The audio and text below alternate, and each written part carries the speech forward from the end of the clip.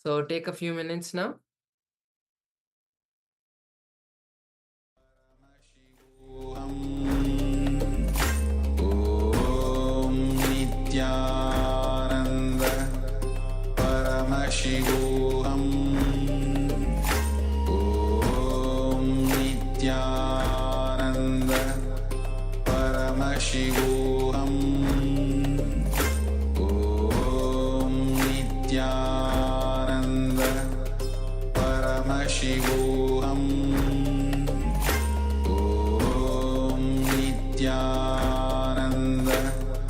Paramashivoham Om Nithyananda Paramashivoham Om Nithyananda Paramashivoham Om Nithyananda Paramashivoham.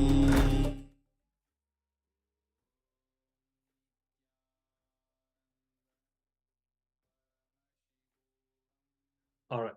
So go ahead and share the results of your power manifestation, how well you have done with the power of remote vision. You can describe what you were scanning, what all you have succeeded in seeing. And even if you have any doubt or struggles, you can share that as well, whatever it is. And in the meantime, now we'll be entering into the next session, and which is on the physical body once again. The science to make the physical body strong. Very important understandings here that Swamiji is going to reveal. See, when it comes to the body, how to be strong, how to make the body strong. All of us know different techniques, going to the gym, and there are different forms of workout. But here Swamiji will be revealing the deep secrets. How, for example, there's one segment in which Swamiji says, if you have a connection with nature, your shoulders will become very active and very strong, because your Vishuddhi chakra will be very powerfully activated. So we'll be learning deeper understandings and deeper insights. How, what is the true science, actually, what really makes the body strong. So let's come to the space of listening, and let's now move into the next session.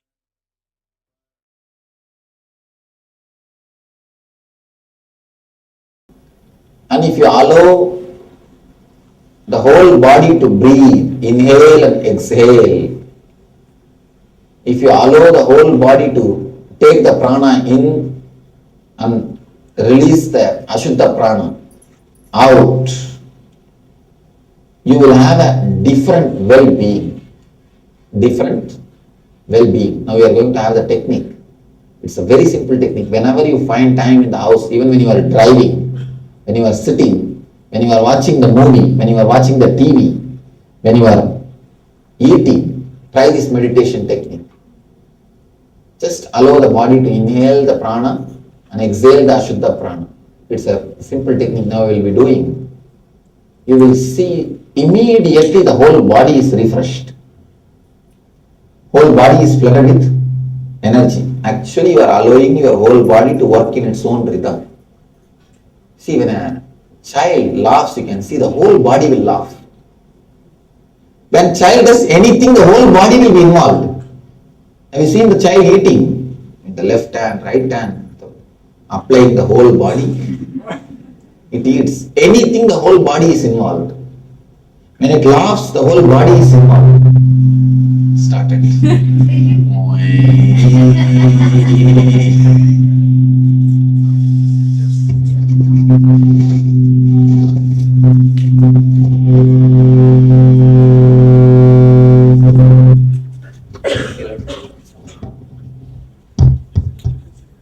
Now it works properly, see. As long as it is held in the hand.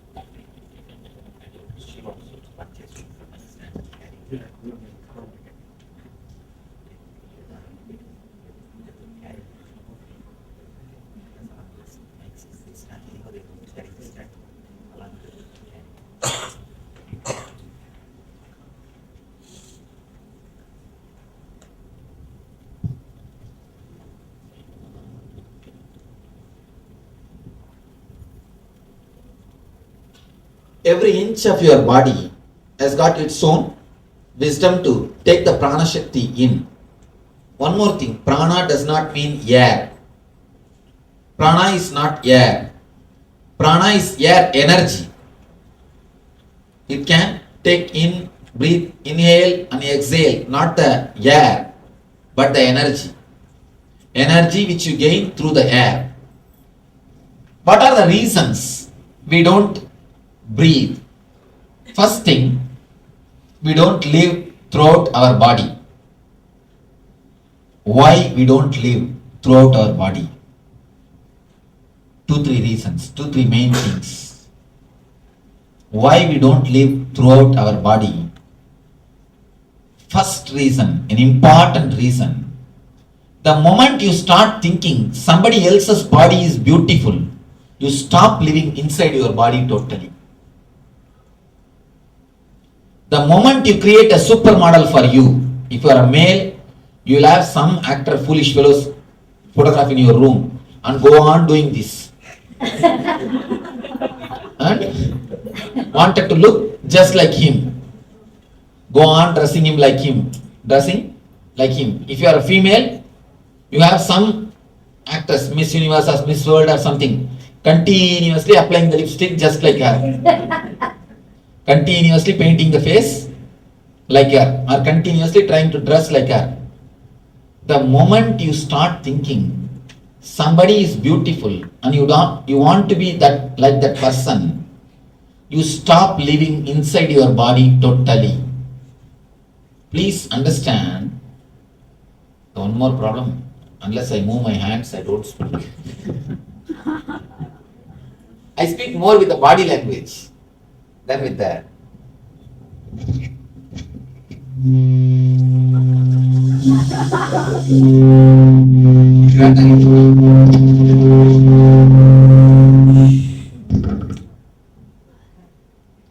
the moment you start thinking, I think we are all able to hear. The moment you start thinking that somebody else's body is beautiful than your body, you stop living through your body. You stop living inside your body. An important thing. I'll come here.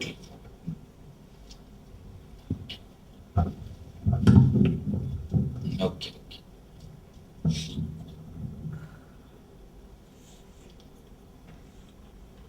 The moment you start feeling somebody else's body is beautiful, you should look like somebody else, you stop living with the whole area of your body. Actually, look deeply. God is not an engineer to do mass production. God is not an engineer to do mass production. He is an artist. He paints every one of you. He carves every one of you. He creates every one of you. If God is an engineer, then we can have mass production. But engineer fools, you can see. Only they can do the mass production. God is not an engineer. He never has got his own mold. Just forge, chop, chop, chop. No. God is a painter. God is an artist. Every one of you are painting from him. That is why you are unique and different. If you try to look like somebody, if you try to be like somebody, what you are trying to do? You try to create a copy. You think God is a fool. That's why he made me like this. He made her beautiful. Let me also look like her. Never think God is a fool. Everybody is unique. You are beautiful unto yourself. Where is the scale of beauty? Tell me. Where is the scale of beauty? No. You are beautiful unto yourself. Every individual is beautiful unto themselves. God is an artist. You can never improve upon his painting. The moment you want to improve upon his painting, the moment you want to do final touch upon his carving, the moment you want to do something more in his art, naturally you are in trouble. It is painted by him, it is carved by him, it is creation by him. You are enough unto yourself. You are beautiful unto yourself. The people who have the idea that I am not beautiful, she is only beautiful or he is only beautiful. I tell you one thing, even falling in love with the opposite person is alright. If you are a male and if you fall in love with some actress, it's okay. But never fall in love with an actor. Because you will start chiseling your body, seeing him. You will try to have the same type of dress. You will try to have the same type of things which he is having. Never have a role model. Never have a role model body. Please be very clear. If you have the role model body, I can be sure you will never live happily with your body. Even if you have finished after 12 years of all foolish gym, you will find some corner, it's little lacking. You will find in one corner, something is lacking. You will try to chisel that corner. You are enough beautiful unto yourself. See, if you want to do gym and if you want to do yoga, exercise for your own health, that's perfectly alright.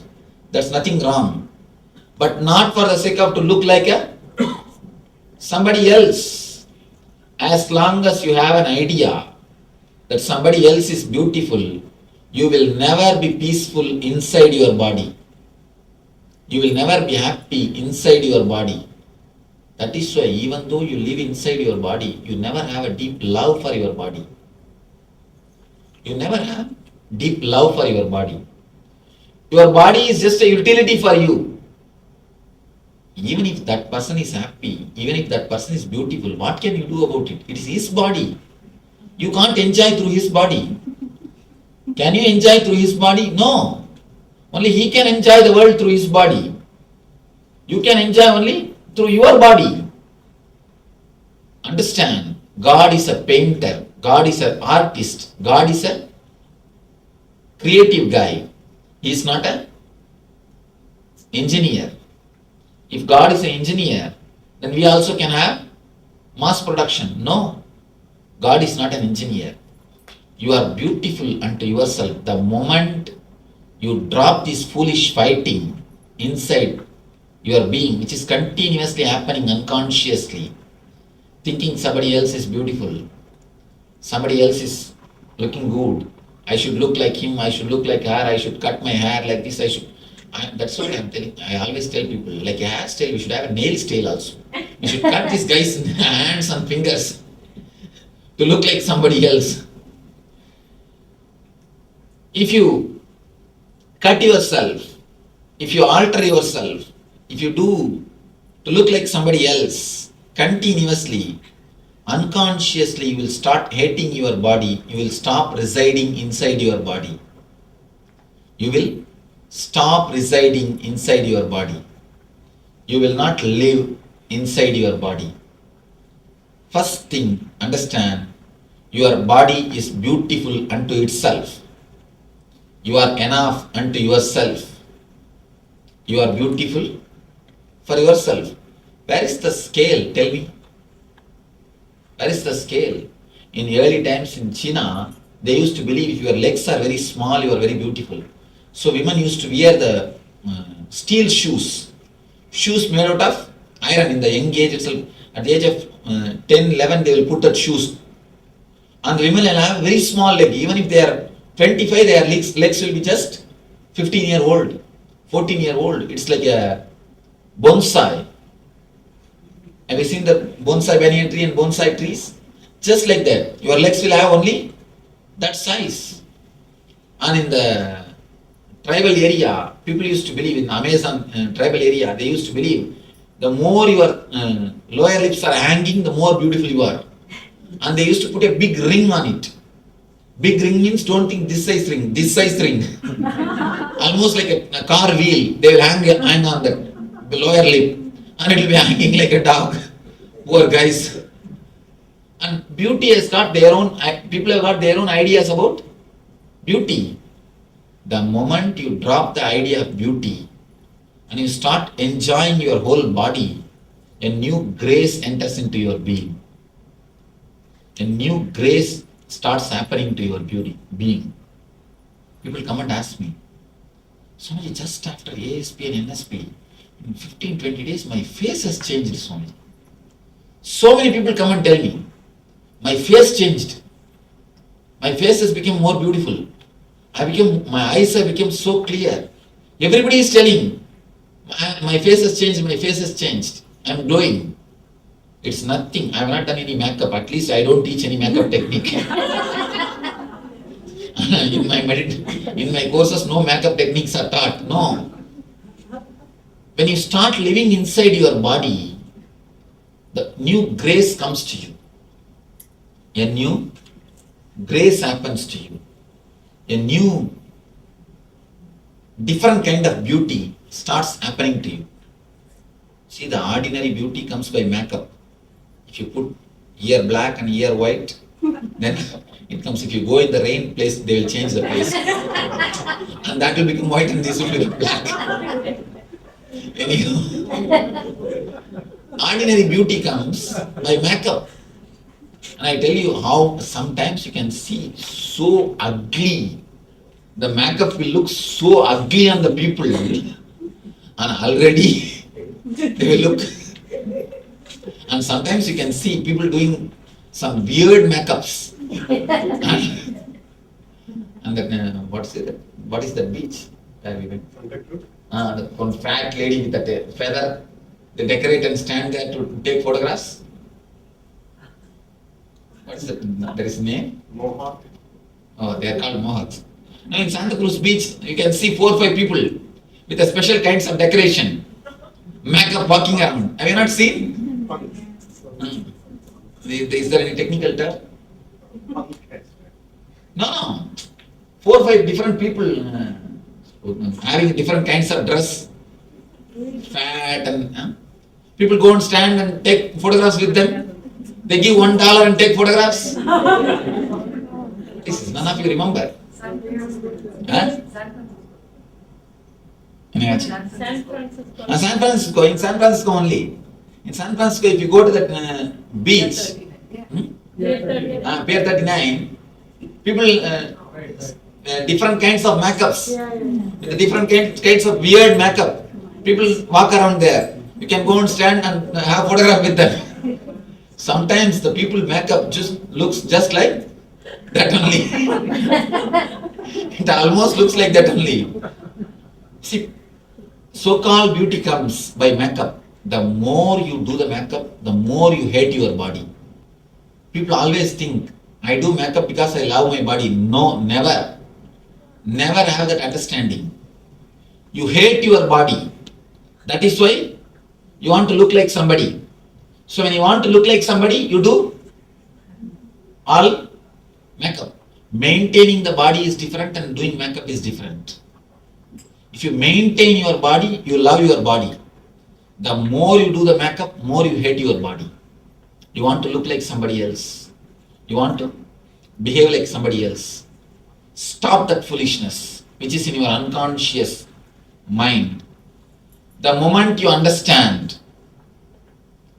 that I don't have to look like somebody else, I am enough unto myself, you will have such a deep peace and calmness and relaxed feeling, the easiness inside your mind and inside your body. You will have such a deep cool feeling flowing all over your body. Continuously you will have that coolness. The moment you relax into your body, the moment you say, there is no need for me to imitate somebody else's size. My size is enough. This is the way I am. This is the way I am beautiful. What is the wrong? There is no scale. In India, Buddhas are always carved as a very masculine, a small hip and the broad chest. In Japan, Buddhas are always carved as a big belly. Because belly is considered to be the beauty in Japan. In Japan, you can see all Buddhas are with big belly, laughing Buddha, all Buddhas.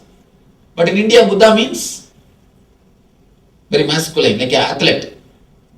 Understand? It is just social concept. Don't internalize the social concept to destroy your body, your immune system. The more you hate your body, the less is the immune system works.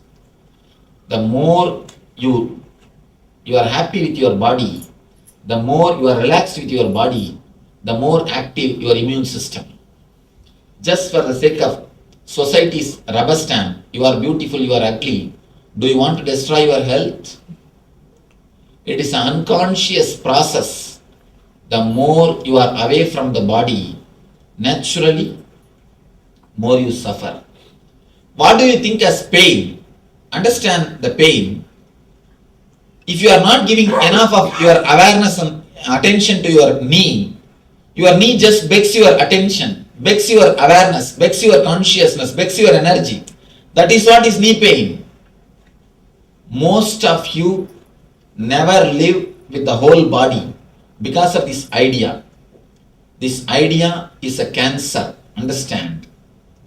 The idea that somebody else is beautiful and you are ugly is a cancer in your mind. That is the potential cancer. That is the seed of the cancer. Drop that idea first. Never have model. That is why I always tell people, if you have even if you fall in love with some actress, nothing wrong. You will have at the most only some crazy dreams. You don't disturb your health at least. You may do something, but you will never disturb your health. But falling in love with some male, if you are a male and male, and if you are a female and female, and feeling continuously that person is beautiful, I should look like that person, my body should become like that person, is a cancer for your being. The root of the cancer starts in your being. Never do that, because that disturbs your whole immune system. Please understand, it's a very important thing, which is the main reason for the disturbed prana flowing. If you drop this only one thing, that somebody else is beautiful, some other body is beautiful, naturally you will start loving your body, you will start living in your body, you will start becoming more aware of your body. When you start becoming more loving, more aware, more sensitive to your body, the energy flow happens continuously 24 hours naturally. Kids don't have comparison. That is why their cheek and the feet are equally alive. You have continuous comparison. That is why your leg and cheeks are equally dead. Never compare with any other body. And I have seen, even whom you think as supermodel, if you just stay and live around them, you will understand the whole idea of beauty will be lost. I tell you, all your supermodel idea, Miss Universe, Miss World idea is just your idea as long as the distance is maintained. If you go near and live just for 10-15 days, all the ideas will, all this concept of beauty will disappear. That is why they call honeymoon. Honeymoon how long? 15 days. And the concept of beauty also will disappear in 15 days. Have you heard the word honey sun? Never. It's honeymoon only. Because in 15 days the concept of beauty will disappear. With any supermodel, with any Miss Universe, 15 days is maximum if you are intelligent. If you are less intelligent, maybe 1 year. If you are little more dull and dumb, dead, an idiot, maybe 1.5 years. Not more than that. Even for buffalo, in 2 years you will understand. The whole concept is just a concept, just an idea of beauty. The beauty is just nothing but the idea of beauty. But this idea goes so deep inside you and makes you to do such crazy things, and totally your immune system stops. Your prana flowing totally stops. And once in a while, at least half an hour, lie down in the water. Water also gives you energy. At least half an hour. Because from water you can take prana. You are from fish. Understand? You are from fish. Your body has got still the intelligence of the fish taking prana from the water. So that also will help. Once in a while, lie down on the ground. Of course, in the naturopathy they do. They in a separate room, in a private room, they lock and you are supposed to lie down in the naked body on a floor, on a mud. They call it mud bath. Of course, here you can't lie down in the naked way, but at least. But here, no mud at all. That's a big problem. See, even in your room, if you lie down, you will be lying down only on the carpet. Lying down on the carpet is not going to help. At least in a water. At least in a water. That's a practical thing. At least in a water, lie down. No, grass is not going to help. Bathtub is okay. Bathtub will help. Bathtub will help to absorb the water energy, but grass is not a earth energy. It has to be earth. No, grass itself is a different kind of thing. See, when I say mud, just totally the naked body, the whole body should touch the mud and you should have the mud all over your body. How about the beach? No, even beach is not mud, it's a sand. It's What about the marble or granite floor? No? Swamiji, we have Madhvats here in a place called Couch Toga and all. Yeah, but we do. Swamiji, here they have some bud kind of thing. You get it in the bottle. You get to put it in the bathtub and you. One thing, no artificial things. It should be totally natural, especially the snake hole. That mud is the best, but not with snake. Just what about that flower that they put in the pot? That mud. no, not anything artificial will not work. Anyhow, at least have these two. Have at least lie down in the water so that your body can take the water energy. These 2-3 tips. First thing, mentally relaxing, mentally falling into your body. Again and again emphasize, falling in love with your own body. Falling in tune with your own body. Not continuously working on somebody's sizes or somebody's beauty. These 2 things. First, stop interfering your pains, your re-equipping process, regeneration process, and start encouraging your innate immune system, innate immune healing capacity.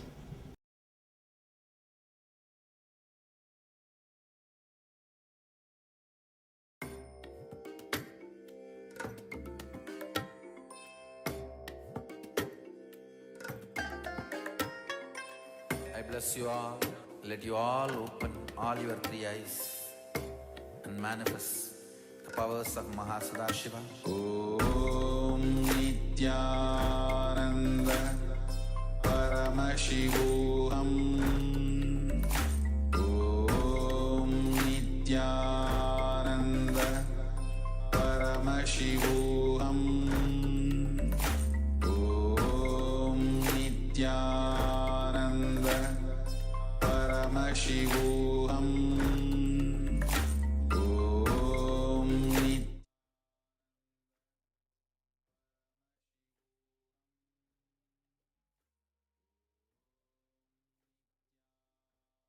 Yes.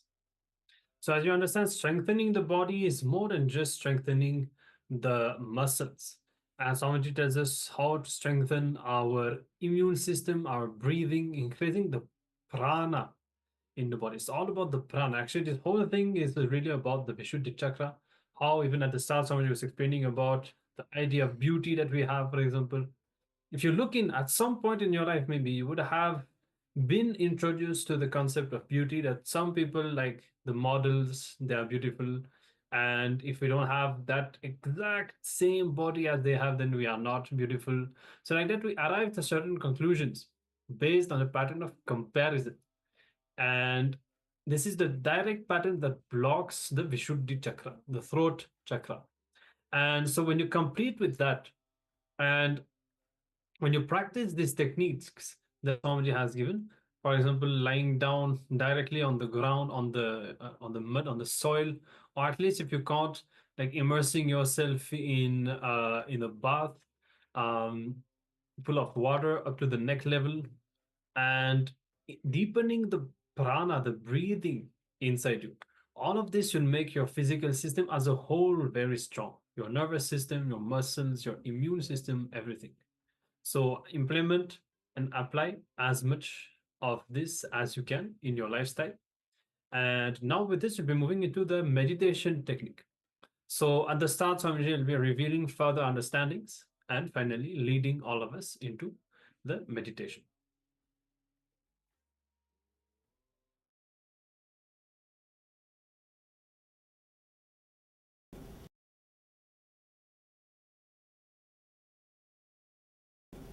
Now, this is the meditation technique to awaken, to make your whole physical body strong and alive. When I say strong, I don't mean the animal strength. Of course, you will have animal strength also. That is one side. But above animal strength, there is a thing called energy. When I say the energy, see, animal strength means just you can lift any weight for 10 minutes, that's all. But energy means continuously rejuvenating itself. 24 hours you will be alive. You will never feel tired, dull. This is the two difference. Understand the difference between these two words, energy and strong. Being strong is not more than enough. Beef and all this type of food gives you strength. You are very strong. I read a quotation in some vehicle. 1 week without beef, 7 days without beef makes 1 week. Week, W-E-E-K. Beef advertisement. I was thinking, surely it is not true. Never think it is true. Surely it is just your idea. See, elephant. It's a vegetarian. There are so many animals who are vegetarian and more active, more alive. And you can see elephant, even though it has got its own energy, strength, you can see a calmness overall in its lifestyle. See the tiger, see the lion, you can see a deep restlessness continuously in them. Either they are asleep or they are putting somebody into sleep. That's all. That is the way they live. Now, it is time for us to enter into a meditation technique of physical body. It's a two-level technique. First thing, you are going to tense your body step by step from legs to toe. By tensing every part, step by step, you are going to create the maximum awareness. Whatever toxins you have collected, stress you have collected, energy clads you have done, you created, you are going to melt everything. You are going to clear everything away. All the toxins, all the tension, all the stress will be cleansed. Whatever toxins you have accumulated, actually, just like a blood clot, there is a thing called energy clot. The energy does not move in that region freely. That's why the pain starts, pains. This technique will remove the energy clots. It will remove the energy clots. Step by step, we will go from feet to the head. Next, we will come down from head to feet by breathing, inhaling and exhaling every individual part. You will visualize every part step by step inhaling and exhaling individually, independently. Example, head means visualize. Just the head is shrinking and expanding. It is taking the prana shakti in, leaving the ashuddha prana, the vipana in, the apana out. Taking the prana and it leaves the apana. The pure energy is taken and impure energy is exhaled. Step by step, part by part, feel your body is just individually inhaling and exhaling. Apart from your nose, your whole body, visualize step by step. This will awaken the innate healing capacity, innate healing intelligence of your body. It will awaken the innate rejuvenating capacity of your body. Understand? First we will go from down to up by tensing it. Second we will come from up to down by breathing, totally relaxed and utterly breathing every part of the body. So this will remove all the pains and it will totally awaken the healing capacity, healing intelligence of your body. Any doubts in the meditation technique? How do you tense? I'll guide you. A step mentally, create maximum pressure in that area. Create the maximum, if your leg means, just feel mentally you are creating a maximum pressure in that area. Feel as if you will burst. Create that much of pressure and tension in that area. As much as possible. Step by step, I myself will guide you. Please get ready. Remove the chairs. You are supposed to lie down, so make enough space now itself to lie down and tie the ribbon.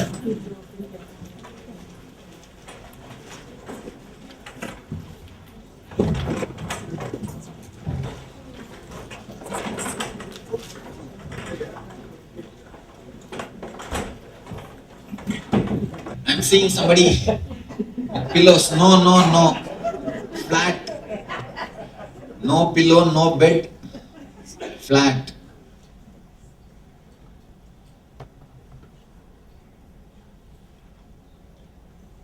Somebody is getting ready to sleep. No side. You should be clearly on your back. And there are enough volunteers, they will come round and surely they will, if you snore.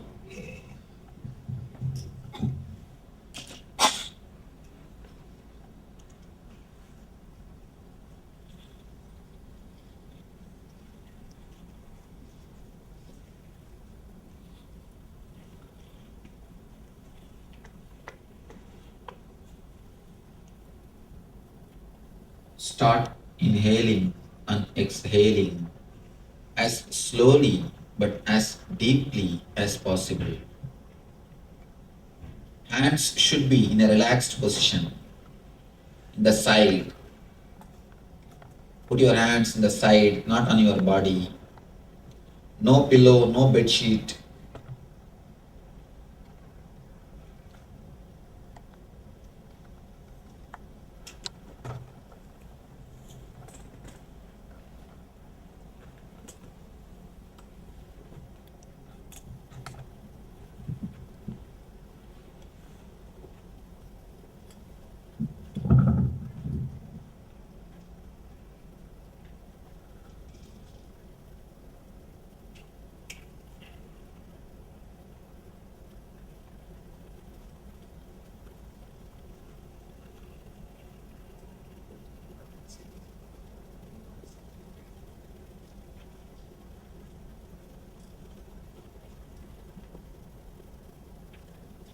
Inhale and exhale as slowly and as deeply as possible.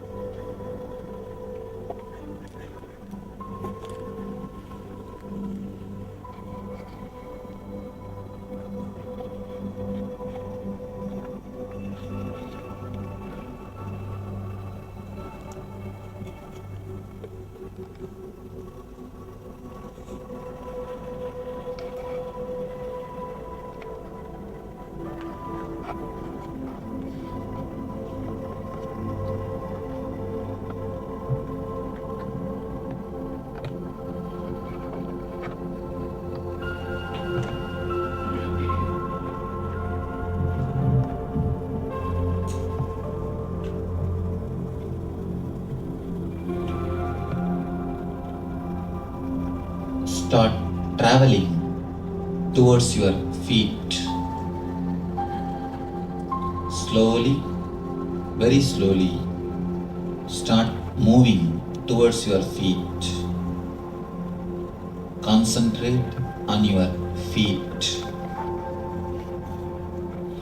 Bring your mind to your feet.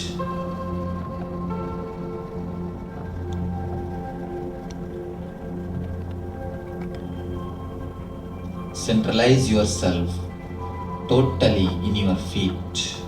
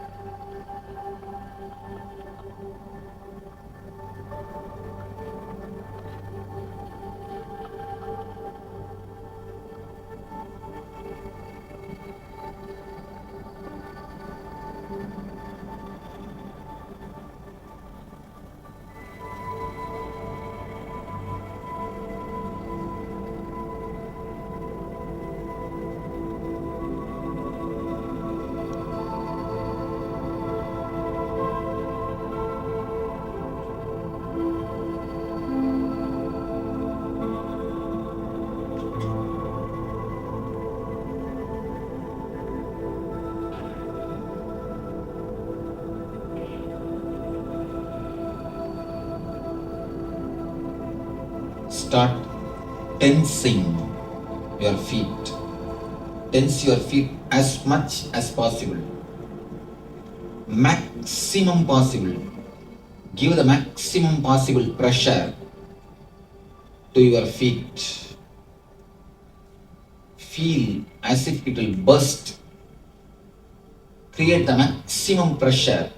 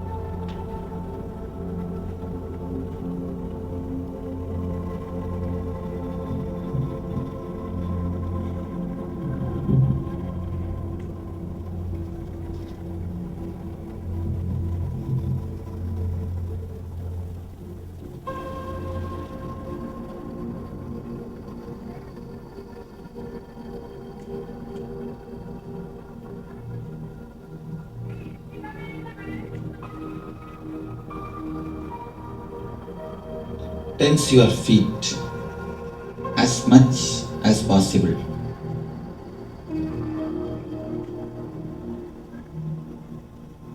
Create the maximum tension, don't relax.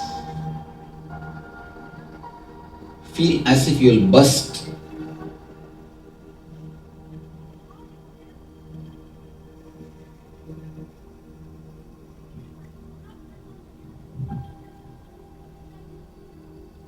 come to your ankles. Start tensing your ankles.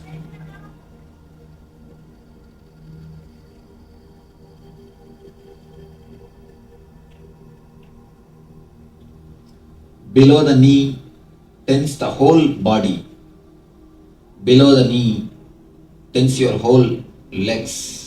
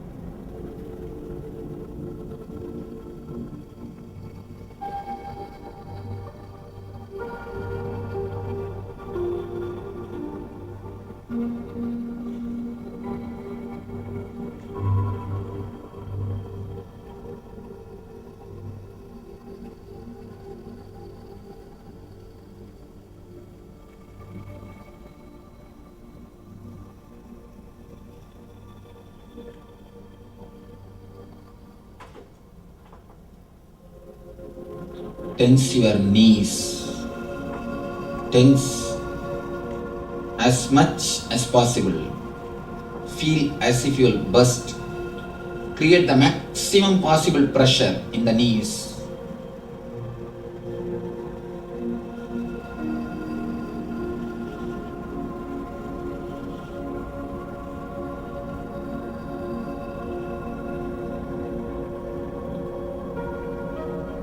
Don't relax, just tense.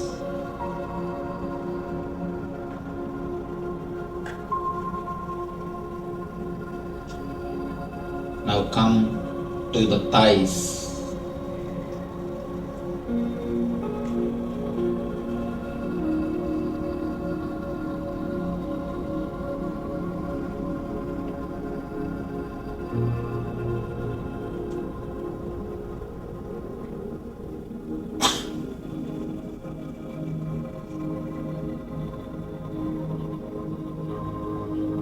Tense your thighs as much as possible. Create the maximum pressure in your thighs.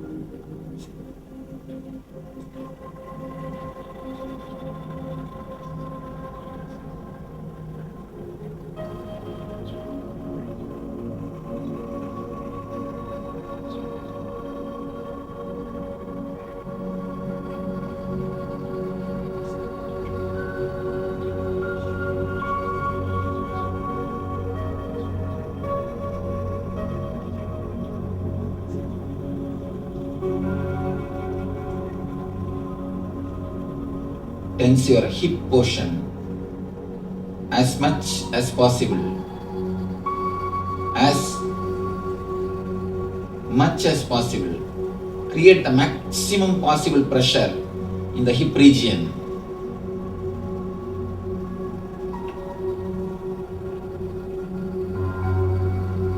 Feel as if you will burst. Create the maximum pressure.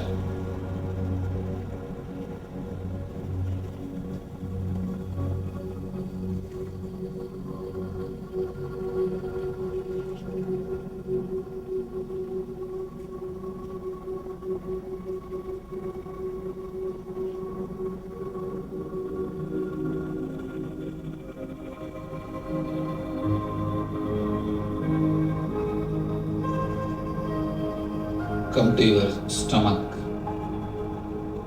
navel center. Create the maximum pressure in your navel center.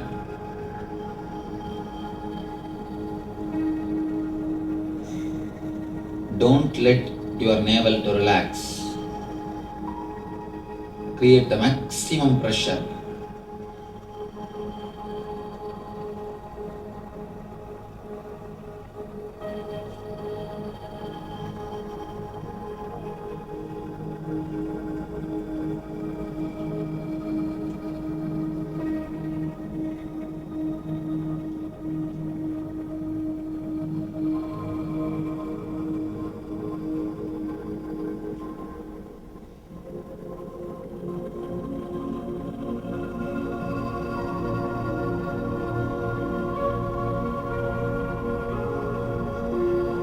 Create more and more pressure. Don't allow your body to rest. No movements.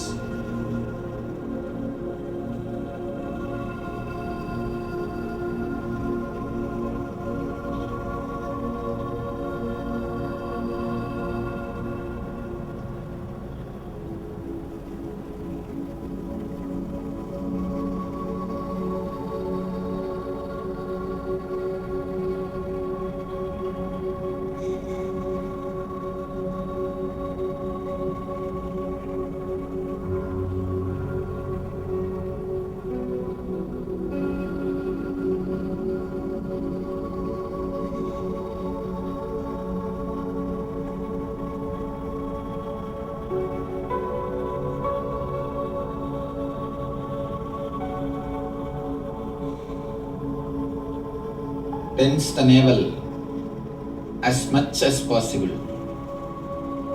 Create maximum pressure inside the navel. Now come up to the chest level. Create the maximum pressure in your chest region.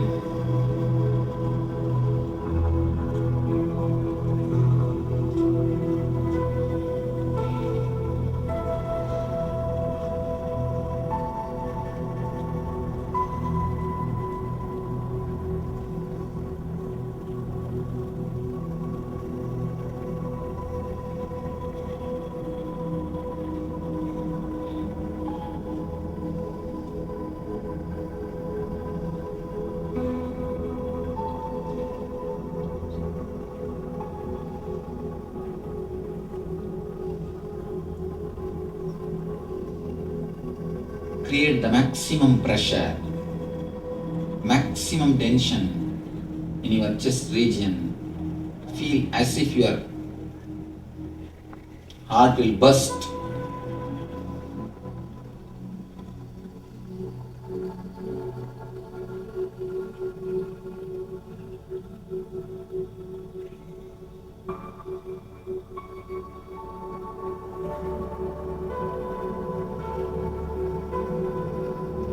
Tense your shoulders and hands. Tense your shoulder region and hands. Create the maximum pressure in the hands.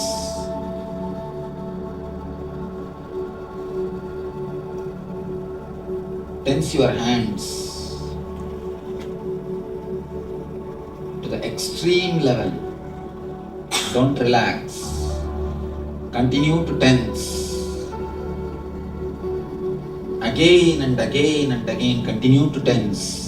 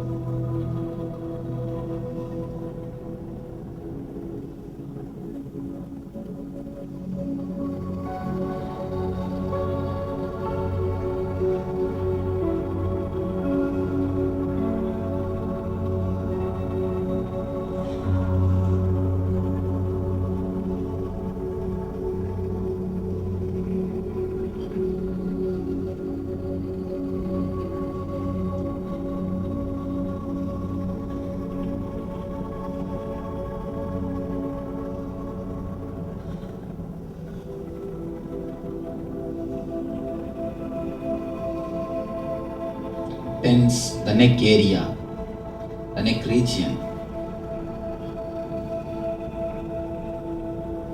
Bring the maximum possible tension.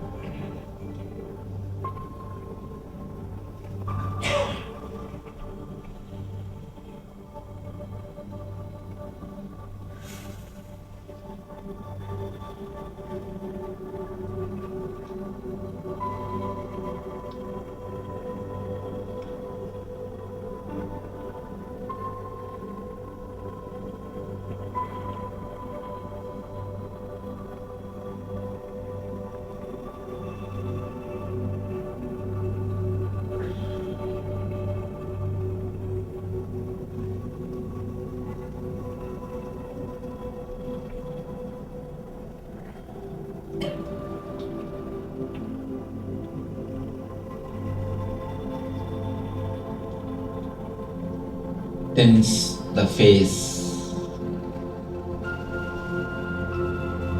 Tense the whole face. Eyes, ears, mouth, cheek. Tense the whole face.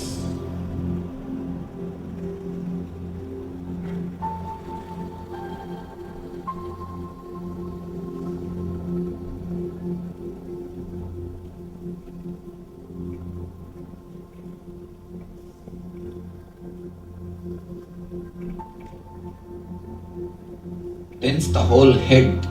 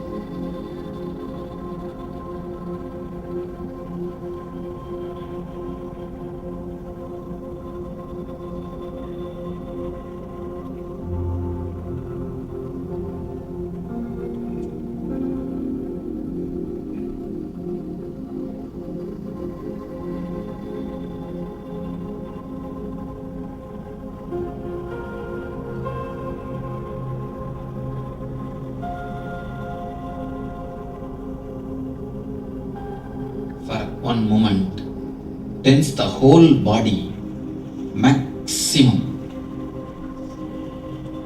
Bring maximum possible pressure and tension throughout the body. Up, up, up. Relax.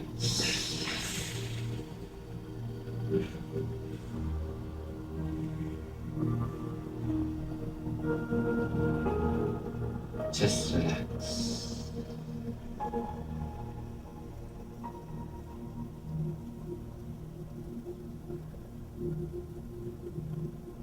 Just relax.